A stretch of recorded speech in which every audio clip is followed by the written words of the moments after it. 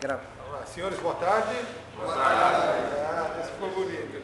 Bom, hoje nós vamos ter o prazer de receber nosso professor Roberto Antônio Anitti para mais uma palestra. Ele vai falar hoje sobre a série das mulheres famosas de 1967 a 69. Tá? Então, Anitti, é contigo. Obrigado. Boa tarde aos colegas, já vimos todo mundo aqui hoje, né? Sim.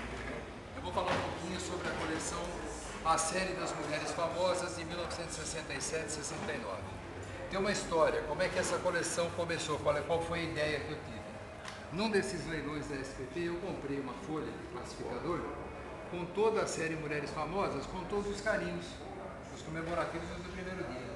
E eu achei aquilo bastante interessante e eu tive essa ideia, vou montar uma coleção da série Mulheres Famosas. E eu acabei montando a coleção 4 vezes, as duas últimas junto com a orientação do Shen, e montamos uma coleção de um quadro que foi para a Pratex, depois parou por aí. E como sobraram-se muitas peças, e essas mulheres, algumas delas aparecem em outros selos e daí para diante, eu optei por montar uma segunda coleção para não ficar com as peças empacotadas, chamado As Mulheres da Série de 1967 e 69.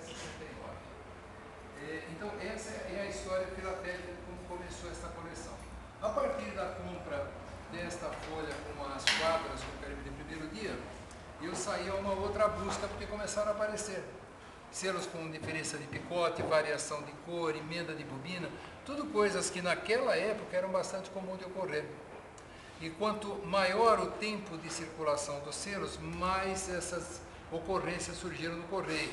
Então, por exemplo, o selo de 5 centavos da Nida Garibaldi é o que a gente mais encontra variações, emendas de bobina, defeito de picote, defeito de impressão.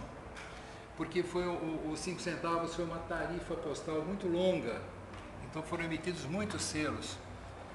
O selo de 2 centavos da Maria de Dirceu, com impressões borradas, com decalques e daí para diante, muito provavelmente a impressão que a gente tem pela facilidade de encontrar essas peças, facilidade entre aspas, né? Ou pela maior ocorrência do que nas outras, a impressão borrada ela só surge no de 2 centavos.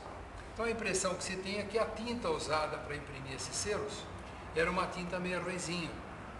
Então é uma época que o correio não primava tanto pela qualidade da impressão. Ele simplesmente imprimia e a coisa ia acontecendo. Então com isso a gente conseguiu montar uma coleção de um quadro, é uma coleção que tem peças bastante comuns, que seriam os envelopes de primeiro dia, mas tem peças também de uma dificuldade de se encontrar.